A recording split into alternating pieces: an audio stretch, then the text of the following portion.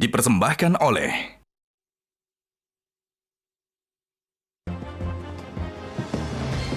Pemirsa, di tengah beragam isu hangat seputar kebijakan pemerintahan Jokowi belakangan ini muncul putusan Mahkamah Agung yang mengejutkan.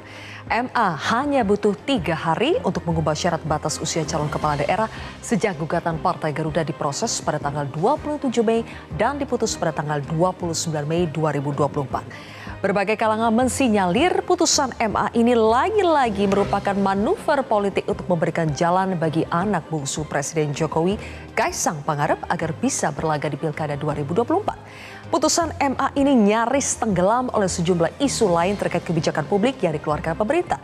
Seperti kenaikan uang kuliah atau UKT yang ditunda, pemotongan gaji 3% untuk program Tapera, kenaikan PPN, kenaikan HET beras hingga kebijakan ormas boleh kelola tambang. Apakah beragam kebijakan yang membingungkan dan meresahkan sengaja dikeluarkan beruntun agar putusan MA soal batas usia calon kepala daerah lolos dari pantauan publik? Mengapa pula pemerintah seolah memaksakan berbagai kebijakan di penghujung pemerintahan? Inilah kontroversi selengkapnya. Hujan kebijakan di akhir masa jabatan bersama saya, Zilvia Iskandar.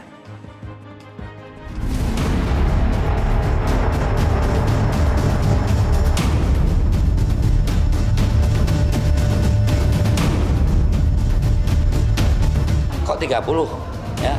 Kok wali kota 25 misalnya? Kok nggak 17 tahun sekalian? Kok nggak 18 tahun sekalian? Ya, kok nggak 20 tahun sekalian? Dan itu artinya kan memberi peluang buat Mas Kaisang untuk dicalonkan, baik sebagai cagup atau cawagup. Untuk detailnya tanya Kaisang aja ya, untuk pilgub dan lain-lainnya.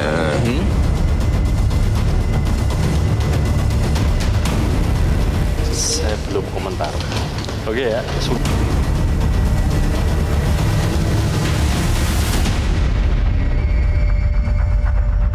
Negara ini cara berhukumnya udah rusak dan dirusak. Putusan Mahkamah Agung ya, Mahkamah Adik ya, kemarin Mahkamah Kakak ya kan. Saya mengatakan itu putusan Sontoloyo. Saya maju atau tidak, tunggu kejutannya di bulan Agustus. Baik, pemirsa, untuk pembahasnya sudah hadir 5 narasumber di studio Metro TV. Di sebelah kanan saya adalah Wakil Ketua Umum Partai Gerindra, Habibur Rahman. Selamat malam, Bang Habib. Ya, selamat malam. Berikutnya juga ada Ketua DPP PSI, Dede Prayudi atau Mas Uki. Selamat malam, Mas Uki. Selamat malam, Mbak Silvia. Di sebelah kiri saya ada politikus PDI Perjuangan, Deddy Sitorus. Bang Deddy, selamat malam. Selamat malam. Berikutnya juga ada juru bicara PKS, Pipin Sopian. Kang Pipin, selamat malam. Malam, Assalamualaikum. Waalaikumsalam. Dan juga ada Direktur Eksekutif Parameter Politik Indonesia, Mas Adi Praitno. Mas Adi, selamat malam. Selamat malam, Silvia. Oke, sebetulnya di sebelah Mas Uki harusnya kursi untuk Ketua Umum Projo, Ketua DPP Projo, panel Barus, tapi kita belum dapat kabarnya ini apakah jadi datang atau tidak, kita nantikan saja. Bang Deddy, saya mulai dulu dari Anda. Benar tidak banyak yang kecolongan dengan putusan MA soal batas usia calon kepala daerah karena publik ini seperti dihujani dengan beragam kebijakan yang beruntun, yang membingungkan dan meresahkan, dan akhirnya kecolongan? Ya, dalam ilmu politik, dalam komunikasi publik kan ada istilah red herring ya. Bagaimana sebuah rezim itu mengalihkan perhatian publik dari agenda tersembunyinya, hidden agenda, dengan isu-isu yang yang kontroversial ya. Jadi kalau dalam konteks itu tentu wajar orang berpendapat seperti itu karena yang terjadi kan memang demikian. Ketika kita ribut dengan soal Tapera, kenaikan uang kuliah, segala macam gitu ya. Itu kan kemudian tiba-tiba lahir lagi lah sebuah remake nih. Sebuah copycat dari pembengkokan hukum kita. Jadi kalau pada pemilu presiden ada tragedi MK yang tidak mengubah batas usia tapi hanya menambahkan frase sedang menjabat dan atau sedang menjabat kepala daerah kan gitu. Nah, kalau sekarang mirip-mirip nih.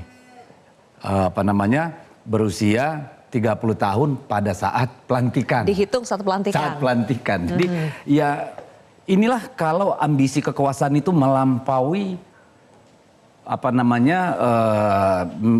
term yang diatur oleh konstitusi.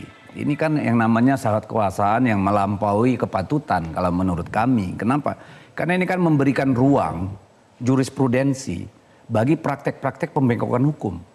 Dan ini tentu akan ditiru oleh penguasa manapun karena ternyata bisa. Ya, jadi betapa lihainya mempermainkan itu hanya dengan menambah frasa, seluruh proses legislasi itu akhirnya hilang begitu saja. Jadi Bang Deddy meyakini ada penguasa lagi di balik putusan MA ini? Ya tidak mungkin orang tidak berkuasa kan mampu mengubah. Karena apa? Kita lihat dari reasoning hukumnya, pertimbangan hukumnya hakim yang memutus itu. Pada poin pertama dia bicara undang-undang dasar. Padahal Mahkamah Agung itu harusnya kan melakukan judicial review terhadap satu putusan lembaga terhadap undang-undang. Dia nggak boleh bicara konstitusi karena itu ranah dari Mahkamah Konstitusi. Dia pada pertimbangan hukum pertama saja sudah masuk jebakan Batman itu. Ya karena dia mereviewnya ke konstitusi. Lalu yang kedua dia memutarbalikkan logika bahwa syarat pencalonan jadi syarat pelantikan. Karena kalau ini dibiarkan, coba bayangkan yang harus banyak yang kita rubah. Syarat masuk TNI, Polri itu juga harus kita rubah. Syarat masuk ASN kita harus rubah. Ada ruang untuk mempersoalkan itu semua. Ya toh, ini kan akhirnya tidak memberikan kepastian hukum. Padahal harusnya PKPU itu kan dikeluarkan oleh KPU sudah melalui proses yang sangat panjang. Mulai dari Biro Hukumnya KPU, lalu dilakukan jaring asmara, ya kan, menjaring aspirasi masyarakat. Ya, maksudnya kan ya. ada pakar hukum di sana, ada NGO di sana, Baik. ada para pengamat, akademisi. Singkatnya Bang Deddy, ini sebetulnya untuk siapa sih putusan MA ini? Yang punya peluang untuk memanfaatkan ini walaupun berlaku untuk seluruh rakyat Indonesia. Coba saya tanya, Siapa, apakah ada anak muda sekarang yang pengen jadi gubernur? Apa kaitannya dengan Partai Garuda? Kan seperti itu nih kalau kita mau menarik-nariknya. Mereka kan mengklaimnya banyak calon mereka yang sebetulnya berusia muda. Ya, tapi ingin yang menjadi punya akses terhadap calon kepala kekuasaan daerah. yang kemudian bisa mengubah putusan di lembaga setingkat Mahkamah Agung tentu orang yang punya kekuasaan tinggi. Jadi tidak heran kalau orang kemudian mengaitkan dengan Kaisang karena kebetulan Kaisang itu kan umurnya 30 pas harusnya jadwal pelantikan Pada saat penetapan gubernur. calon itu belum 30 ya, Belum, Agustus dia belum baru 30. Desember. Jadi kalau ini diklaim untuk anak muda seluruh Indonesia, menurut saya omong kosong. Ini untuk Kaisang, khusus Hanya untuk Kaisang. Khusus untuk Kaisang, Mas Uki. Begini, pertama-tama ya, ketika kawan-kawan kita dari Partai Garuda itu mengajukan gugatan, ya, tidak ada komunikasi, tidak ada koordinasi sama sekali dengan PSI, dengan Mas Kaisang dan lain-lain. Orang langsung nuduh. Itu yang pertama ya, itu yang pertama. Lalu yang kedua itu proses penggugatannya. Lalu yang kedua adalah proses hukumnya ya, ketika peradilan berlangsung dan lain-lain. Tidak ada yang meributkan dan sampai sekarang tidak ada juga yang memprotes soal si prosesnya itu apa yang pernah terjadi di sana, gitu. Jadi Karena prosesnya tidak ada berat masalah. banget kayaknya Mas Uki, cuma 3 hari. Iya silakan. Cuman di dalam waktu 3 hari itu apa yang terjadi? Nggak ada yang bisa menjawab. Ya. Lalu yang ketiga, ketika putusan itu sudah diumumkan lah, sudah dibacakan lah ya. Baru orang-orang yang di sini ribut dan biasanya yang ribut itu adalah orang-orang yang kepentingan politiknya itu nggak favorable dengan putusan MA gitu. Nah ini menurut saya justru bahaya ya. Kalau kita berbicara soal proses hukum, kita lihat dulu dari fase penggugatan. Ada yang salah nggak? Nggak ada. Proses peradilan ada yang salah nggak? Nggak ada. Ketika putusannya nggak sesuai dengan kepentingan mereka-mereka ini, ya kemudian dipersoalkan. Nah, ini kan namanya memaksakan kehendak. Itu ya yang pertama ya. Lalu yang kedua soal Mas Kaisangnya tadi. Saya kembali lagi kepada Mas Kaisang ya. Hingga hari ini Mbak ya. Mas Kaisang itu tidak pernah ya boro-boro didaftarkan melalui PSI. Ya, yang dimana partainya Mas Kaisang sendiri. Tidak pernah dibahas di rapat maupun formal. Atau diskusi-diskusi informal. Karena di PSI itu seringkali ada diskusi informal ya. PSI ini kan setengah tongkrongan lah. Kurang lebih seperti itu. Nggak pernah ada dibahas sama sekali. Apalagi direncanakan. Apalagi namanya dimasukkan ke dalam Despilkada PSI. Tidak pernah sama sekali. Gitu. Apalagi begini. Putusan MA ini kan hanya berlaku menjadi PKPU. Ya. Apabila kemudian dia, saya nggak tahu yang lebih tepatnya yang mana ya antara dua. Satu langsung ke PKPU ya diubah atau melalui fraksi-fraksi di DPR merevisi undang-undang. Misalnya seperti itu ya. Kalaupun yang pertama, ini stakeholdernya bukan kami, KPU. Oke. Kalaupun yang kedua, Ini stakeholder juga bukan kami. Baik. Ya, ini adalah fraksi-fraksi di DPR. Kami di PSI yang ngikut-ngikut aja, nggak ada hubungannya dengan kami. Baik, intinya sama sekali belum ada rencana untuk memajukan Belum ada Kaisang. rencana. Tapi Boleh sudah saya ada bantah sedikit, Mbak? Sebentar, tapi sudah ada pernyataan dari Kaisang bahwa tunggu kejutan di bulan Agustus. Coba kita tampilkan pernyataan dari Kaisang ya. Bahkan sudah bilang posisiku sekarang adalah ketua umum partai, mungkin duet sama Pak Anies kali ya. Ya, belum tentu kalau yang Anies bersama mau. Pak Anies itu gurauan. Aha. Itu kelakar ya. Terkait dengan kejutan ya intinya seperti ini, di PSI ya, PSI DKI Jakarta kami memiliki 8 kursi ya. Pada saat pemilu 2019 ya, itu kan kita juga punya 8 kursi, akan tetapi pilkada sudah dilaksanakan di 2017 ya. Ketika pilkada yang sekarang 2024 ya, jumlah kursinya mengacu kepada pemilihan legislatif 2024, kami bertahan dengan 8 kursi. Oke. Dan kami merasa bahwa kami layak untuk mengajukan either gubernur atau wakil gubernur. Dan tidak dipungkiri putusan MA ini bisa melapangkan jalan.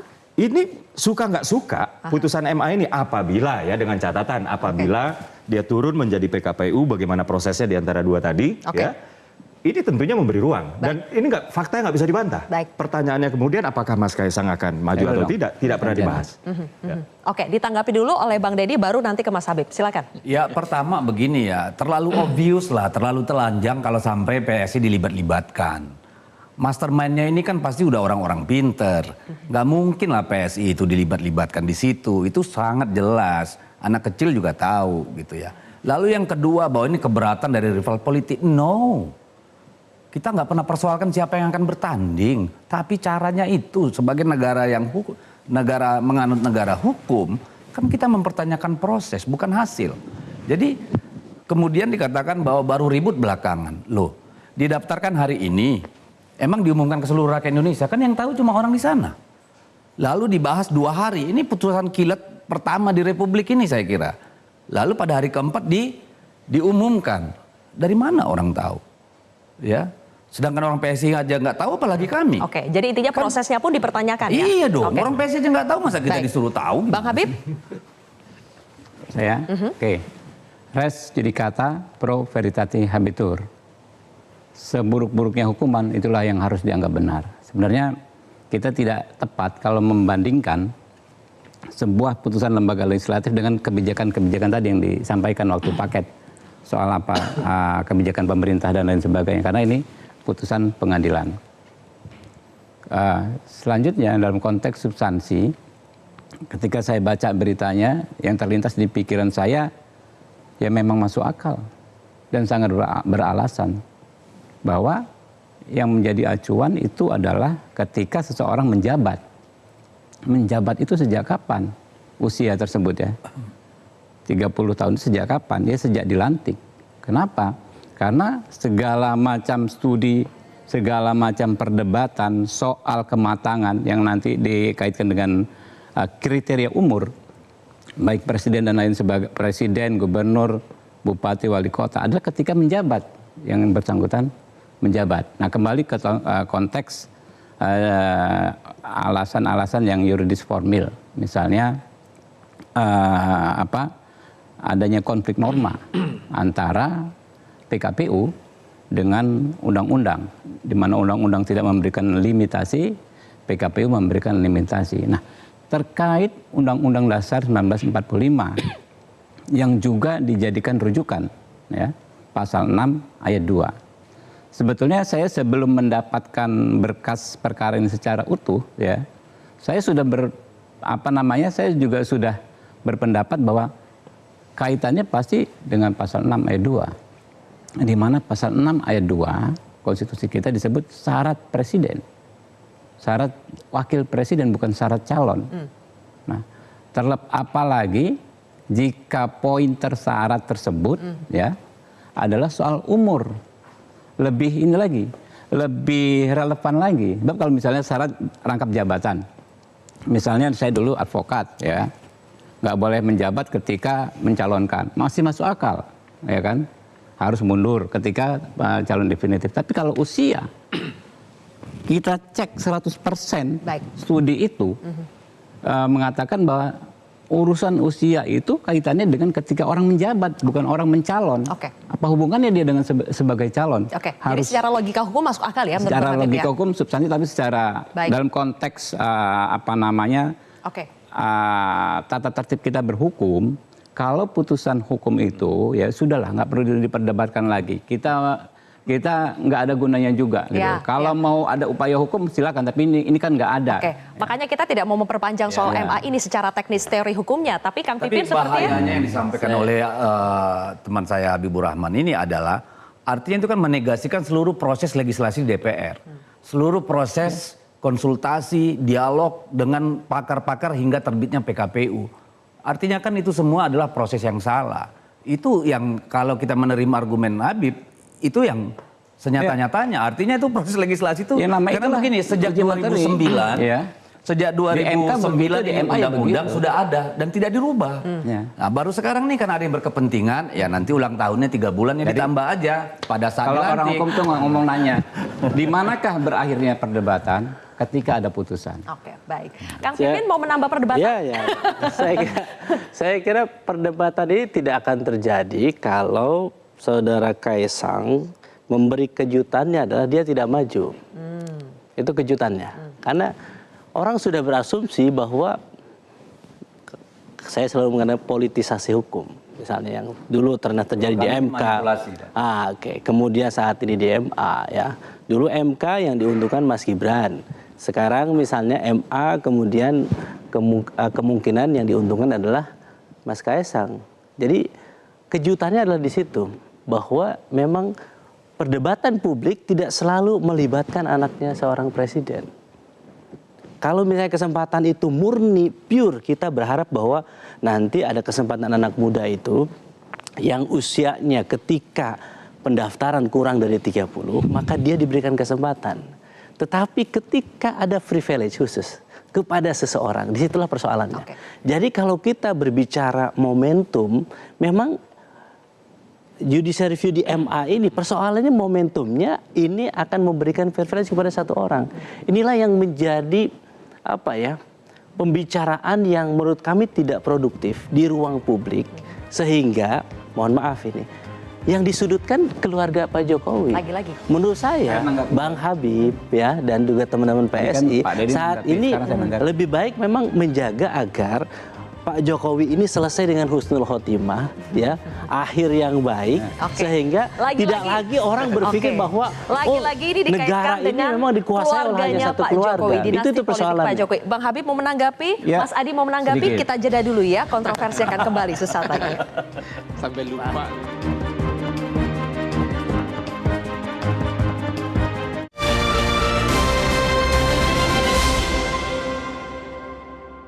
Dipersembahkan oleh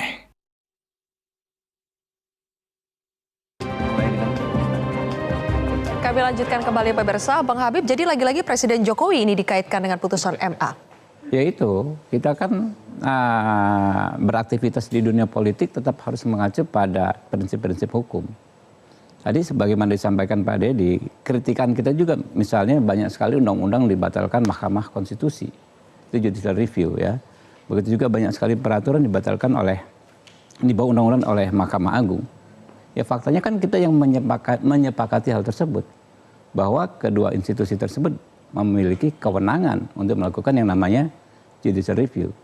Sampai kita cabut kesepakatan tersebut, barulah kita bisa berbicara hal yang lain. Jadi DPR punya 575 orang bikin undang-undang dibatalkan oleh 9 orang. Ya kita kalau anggota DPR ya gondok. Tapi ya namanya, itu kan kesepakatan kita juga yang membentuk peraturan perundang-undangan. Mulai Undang-Undang Dasar 45 sampai Undang-Undang MD3. Ya. Lalu soal apakah ini menguntungkan 1-2 orang. Lagi-lagi kita berbicara prinsip hukum yang namanya erga omnes. Peraturan perundang-undangan itu berlaku untuk semua. Bahwa siapa yang bisa menggunakan peraturan tersebut, ya tidak juga semua orang. Dalam setiap pilkada, ya undang-undang pilkada itu misalnya untuk Provinsi DKI Jakarta, ya memungkinkan seharusnya jutaan orang bisa maju. Tapi faktanya yang maju paling 4 orang, 2 paslon. Apakah undang-undang tersebut dibuat hanya untuk 4 orang? Tidak juga. Nah, teman-teman berasumsi nggak ada masalah, ini negara demokrasi, ya. Beranggapan demikian silahkan saja, tapi ingat juga setiap asumsi kita harus kita pertanggungjawabkan dalam bentuk pembuktian. Gitu. Kita juga buat polling Bang Habib dan teman-teman ke masyarakat, ke netizen Metro TV. Setidaknya kita munculkan pollingnya soal syarat batas usia calon kepala daerah yang diputus MA apakah sangat politis.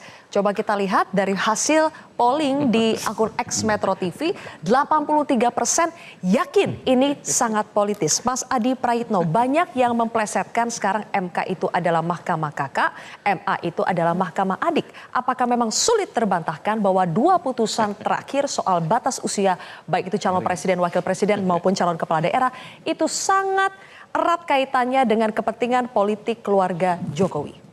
Ya kalau mengacu pada hasil polling di X ini kan kelompok kelas menengah ke atas ya, kelompok-kelompok kritis yang saya kira memang resultante dan asupan gizi terkait informasi politik kan di atas rata-rata dan cenderung kritis memang.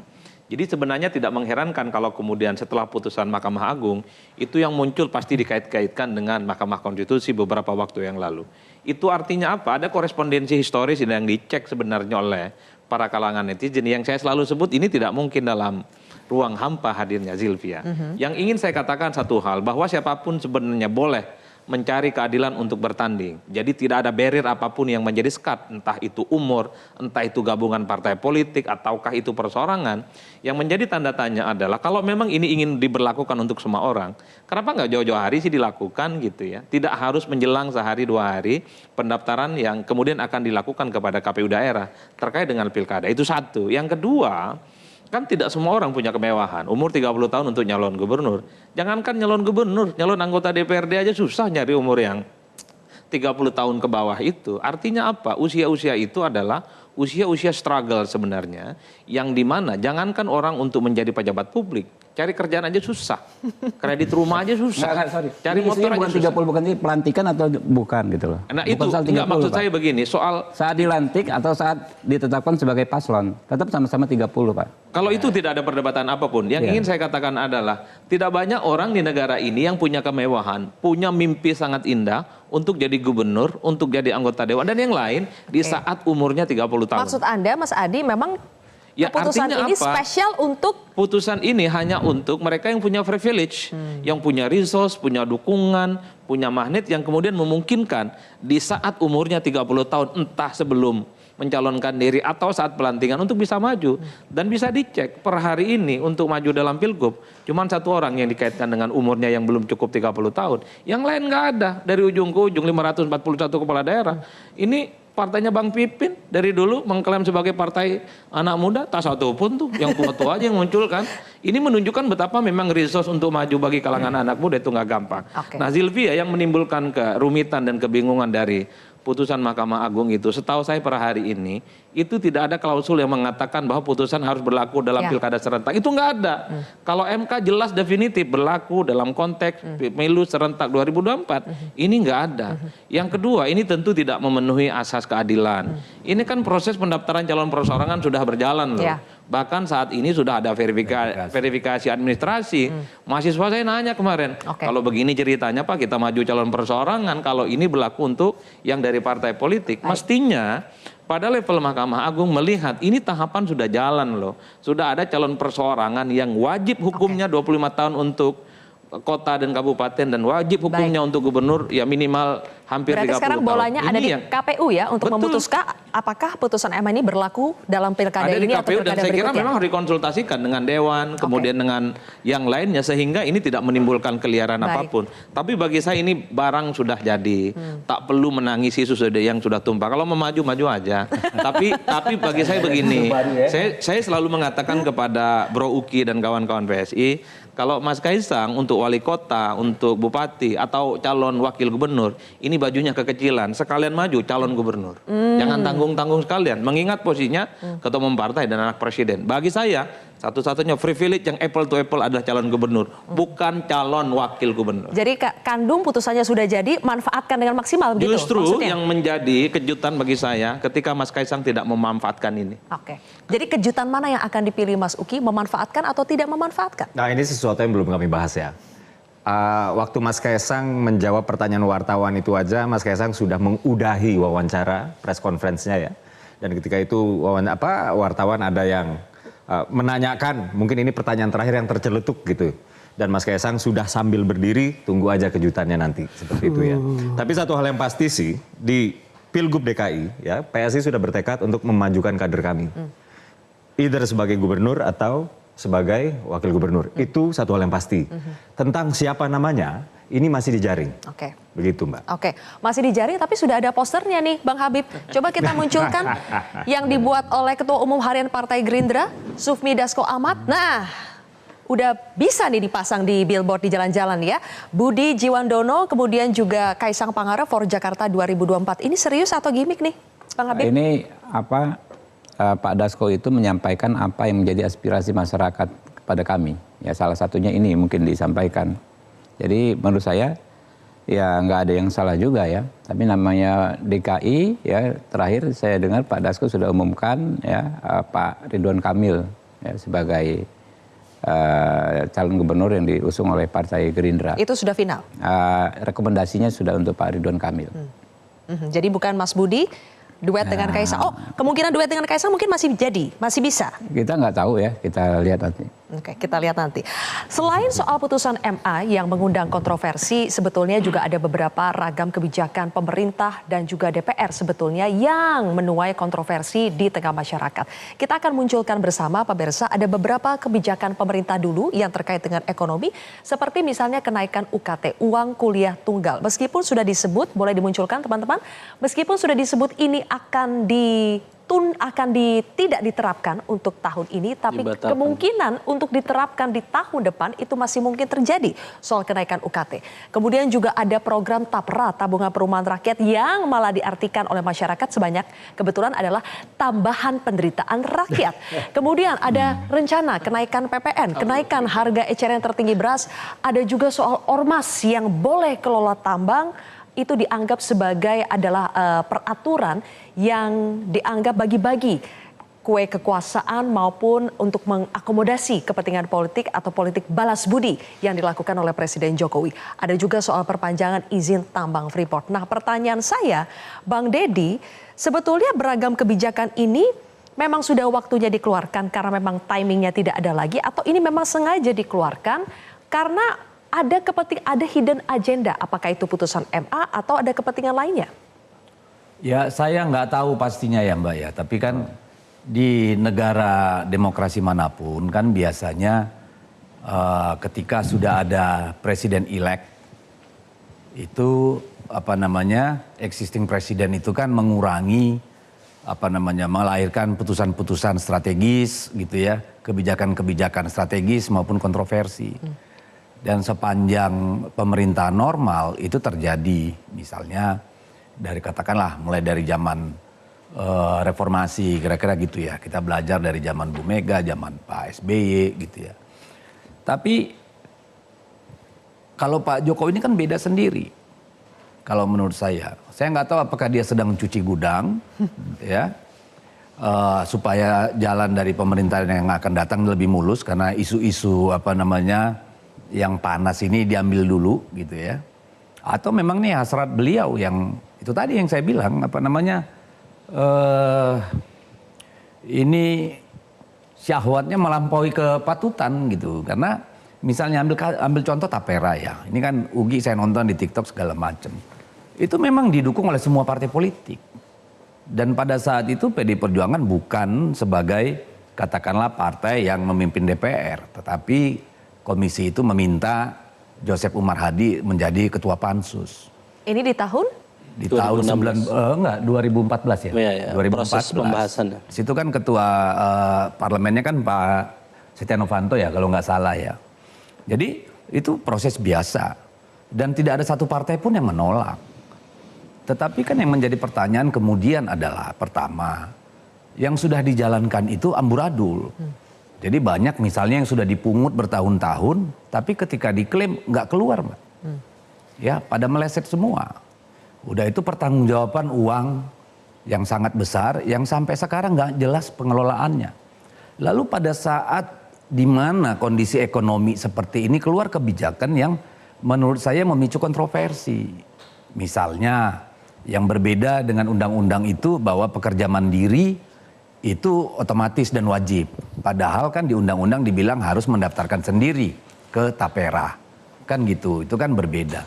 Lalu tidak ada kejelasan siapa sih yang wajib pungut. Saya bertemu banyak nih anak-anak muda yang masih kerja. Loh bang, kami ini kan sedang nyicil rumah. Terus dipungut itu buat apa? Jadi Tapera atau pemerintah tidak keluar dengan satu regulation engineering. Gimana menyiasati persoalan ini? Karena ketika mereka harus nyicil mobil, nyicil apartemen, nyicil lain-lain, lalu dibebani dengan satu pungutan lagi 3% loh dari penghasilan. Ini kan nambah berat. Ya, pertanyaan selanjutnya adalah Bang Deddy, ketika ini dikeluarkan, beragam kebijakan ini dikeluarkan di akhir masa jabatan pemerintahan Jokowi, sebetulnya ini akan menjadi kemudahan buat pemerintahan Prabowo atau justru akan menjadi beban juga buat pemerintahan Prabowo? Kita akan bahas nanti pemirsa, usai jeda berikut ini, tetaplah di Kontroversi.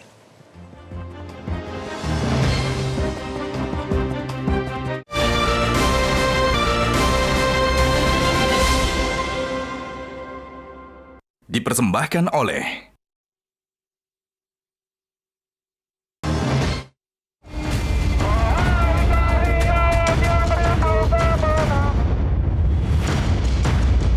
memberikan solusi orang tua untuk pembiayaan kuliah anak dengan berbagai metode, misalnya mencicil ataupun juga yang lainnya.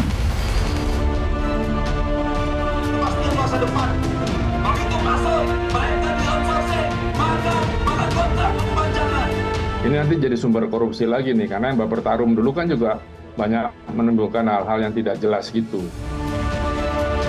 Biasa dalam kebijakan yang baru itu pasti masyarakat juga ikut berhitung, mampu atau nggak mampu, berat atau nggak berat, seperti dulu waktu BPJS. Presiden, pemerintah ingin menunjukkan kehadiran pemerintah dalam semua situasi yang dihadapi oleh masyarakatnya. Oke, kembali lagi di Kontroversi, pemirsa. Jadi sebetulnya segala kebijakan yang dikeluarkan oleh pemerintahan Jokowi di akhir masa jabatan ini akan mempermudah pemerintahan Prabowo Gibran atau justru menjadi beban juga, Bang Habib? Ya kebijakan yang mana ya? Jadi gini ya, setiap kebijakan tentu ada tantangannya masing-masing. Kita nggak bisa generalisasi ya. Semua dianggap bermasalah atau semua dianggap tidak bermasalah. Pasti ada pendapat masyarakat di situ kan. Seperti apa? Nah, lalu kan pemerintah itu kan memang kita harus mendengar, baik yang saat ini maupun yang akan datang ya, harus mendengar.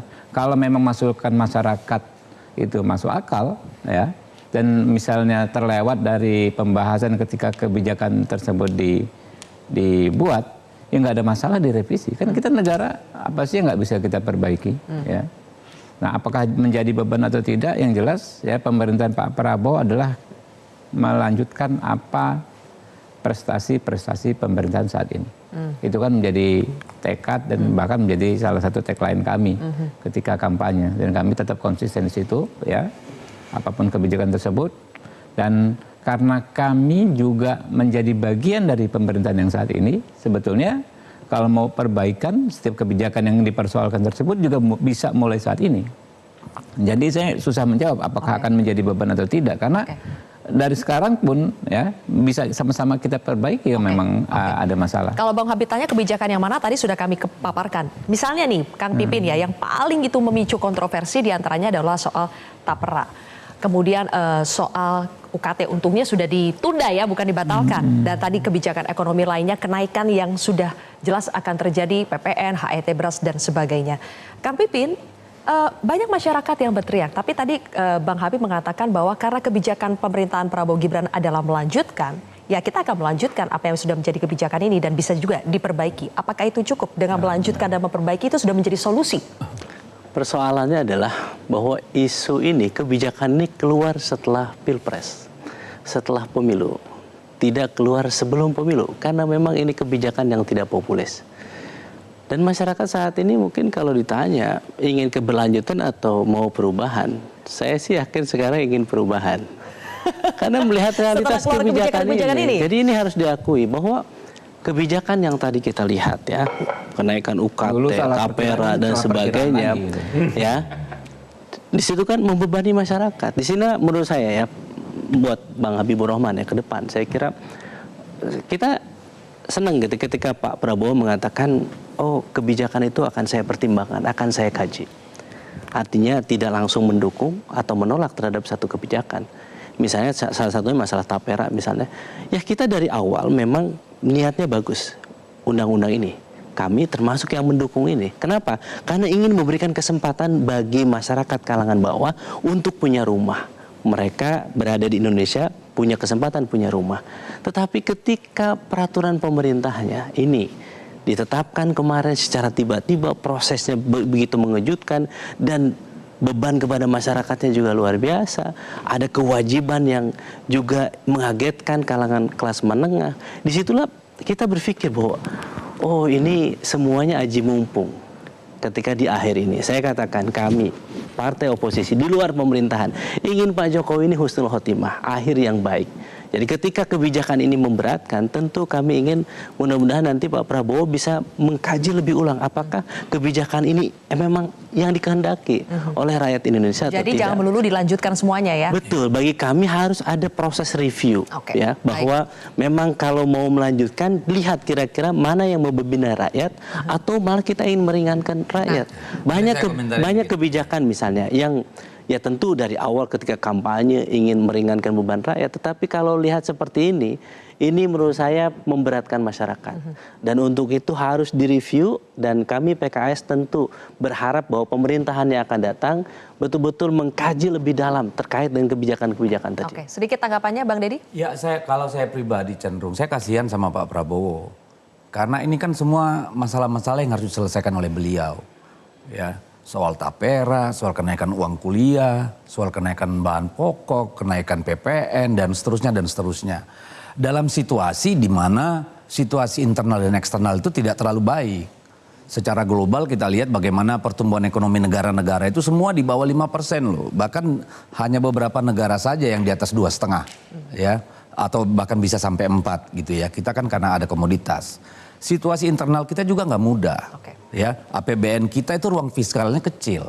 Jadi kalau misalnya tiba-tiba nanti 2025 anggaran untuk IKN itu pasti drop jatuh karena Pak Prabowo punya programnya sendiri, ya ini konsekuensi logis. Tapi saya melihat ini akan jadi beban bagi Pak Prabowo, apalagi beliau kan dengan konsisten mengatakan keberlanjutan gitu. Jadi kalau saya sih melihat in the end of the day rakyat akan menilai apakah Pak Prabowo mampu menjadi dirinya sendiri atau harus terus memanggul beban Pak Jokowi yang nggak selesai ini. Oke, pertanyaan ini bisa dijawab oleh Mas Adi, tapi setelah jeda ya. Apakah Pak Prabowo bisa menjadi dirinya sendiri atau justru berat nanti untuk menanggung beban yang diwariskan oleh Presiden Jokowi? Sesaat lagi pemirsa.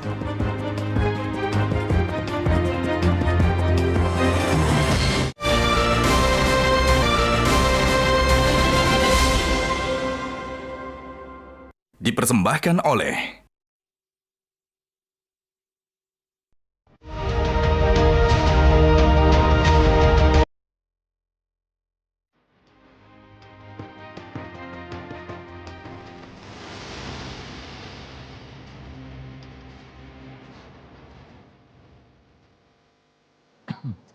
Mas Adi, benarkah pejabat di akhir masa jabatan itu cenderung lebih fokus pada legacy yang ingin ditinggalkan sehingga lebih berani untuk mengambil keputusan-keputusan yang kontroversial karena tidak lagi mempertimbangkan persoalan elektoral?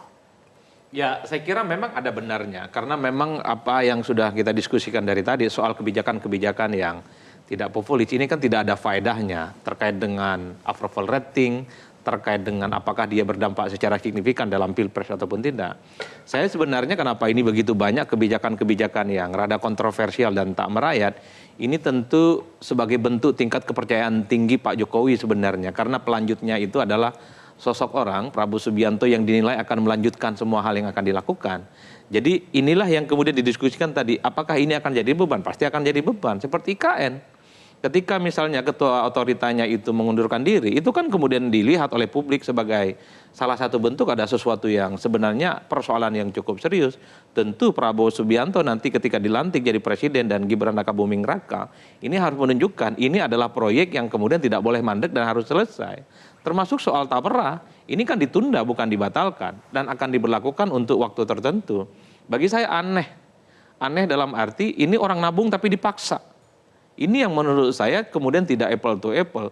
Belum lagi kan masyarakat kita merasa tidak nyaman sebenarnya dengan tabungan-tabungan yang tak ada jaminannya untuk diambil. Kan sudah banyak kasusnya, ada Jiwasraya, ada Asabri, bahkan audit dari ada Taspen, kemudian ada audit dari BPK bahwa pensiunan tapera itu kan hampir ribuan ya yang tidak mendapatkan hak mereka untuk diambil. Kekhawatiran semacam ini sebenarnya menimbulkan kenapa persoalan tapera itu bukan hanya dibatalkan, bukan hanya ditunda maksud saya, tapi memang harus dibatalkan. Artinya apa? Karena orang kalau untuk menabung rumah bukan lagi soal tapera. Banyak di bank-bank kok ada bank syariah, ada kemudian perkreditan lain yang menurut mereka jauh lebih memudahkan. Apalagi misalnya gaji dipotong 3%. Itu gaji yang sebenarnya menurut saya sekali terima langsung habis. Buat beli popok, beli bayar kontrakan, belum lagi cicilan yang lain kanan kiri. Ini yang sebenarnya menimbulkan perdebatan.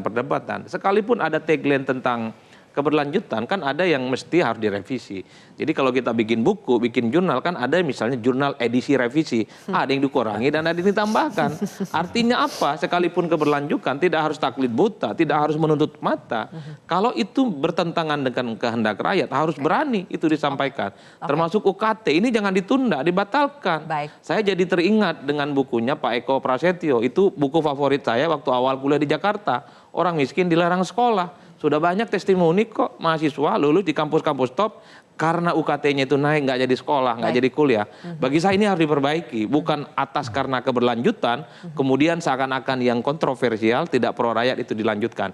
Tentu ini akan menjadi backsliding bagi perkembangan kita ke depan. Oke, meskipun PSI belum ada di Parlemen Pusat, tapi boleh saya tanya kepada PSI soal, karena PSI kan biasanya partai yang tegak lurus dengan apapun kebijakan dari Presiden Jokowi. Tapi untuk kebijakan-kebijakan yang sekarang sudah diprotes oleh masyarakat, tapera misalnya, apakah itu memang harus dilanjutkan? Ya, terakhir kami melakukan rapat ya, itu minggu lalu ya, membahas tapera ya. Dan di sana kami keluar dengan sebuah sikap, di mana sikap tersebut adalah setuju dengan catatan. Gitu. Tapi satu hal yang harus dicatat, tapera itu direncanakan baru akan dimulai 2027. Ya, ini mungkin belum banyak disosialisasikan. Paling lambat 2027. Ya.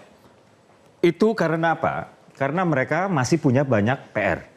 Misalnya yang pertama ada BP-BP lain yang kaitannya dengan perumahan. Seperti yang tadi sudah disebut, Taspen misalnya ya. Atau tadi sudah Bang Deddy tadi bilang susah mengambil uang di tapera. Mungkin maksud Bang Deddy itu adalah Bapertarum ya. Memang Bapertarum itu susah. Nah yang sekarang sudah disinergikan dengan tapera itu baru Bapertarum. Gitu. Dan tapera dalam hal ini memiliki waktu untuk mengharmonisasi itu semua supaya di bawah tapera. Dan nggak hanya badan-badan tadi, juga ada BPJS Tenaga Kerja yang kaitannya dengan komponen jaminan hari tua. Karena jaminan hari tua di sini bisa berupa simpanan untuk membeli rumah juga. Nah hal inilah yang kemudian akan diharmonisasi, gitu ya. Tapi begini, betul bahwa kami di sini sudah menyatakan sikap bahwa kami setuju ya. Dengan beberapa catatan. Tapi begini, karena kami adalah bagian dari koalisi, kami adalah bagian dari tim Pak Jokowi. Tentu catatan-catatan itu karena kami memiliki akses untuk berkomunikasi langsung misalnya ya. Catatan-catatan itu mungkin lebih tepat kami sampaikan langsung kepada Pak Jokowi. Ketimbang kami sampaikan keluar. Karena kalau keluar jatuhnya nanti politis ya, substansinya itu ditangkap dengan penalaran-penalaran politik sehingga message-nya nggak nyampe. Tapi begini, tadi saya juga ada satu hal nih. Tadi Bang Deddy mengatakan bahwa di Undang-Undang Tapera tahun 2016 ini tidak ada pasal yang mengatakan wajib. Ya, ternyata ada Bang Deddy. Pekerja mandiri. Ya, pekerja mandiri. Ternyata ada pasal 7 ayat 1 di Undang-Undang Tapera. Di bawahnya dikatakan bahwa kalau mereka itu harus datang mendaftarkan diri. Yang tidak wajib adalah mereka yang penghasilannya di bawah UMR. Ya. Perkara mendaftarkan diri atau tidak. Pekerja mandiri yang Bang Deddy, ini Bang itu Deddy, harus datang perkara mendaftarkan dirinya secara langsung atau oleh perusahaan itu adalah perkara lain. Pekerja perkara mandiri wajibnya, Bang Deddy, pekerja mandiri kok pekerja dan pekerja mandiri. Pekerja mandiri yang jadi masalah. Pekerja mandiri itu kan nggak punya bos, makanya dia daftar sendiri Bang Deddy. Di PP dikatakan wajib, padahal undang-undang bilang itu sukarela. Undang-undang nomor Undang-Undang Tapera tahun 2016 pasal 7 ayat 1 Bang Deddy. Iya, lu baca lagi ke bawahnya. Bang Deddy baca mereka pekerja itu dan harus pekerja mandiri secara sukarela wajib baca. Ya.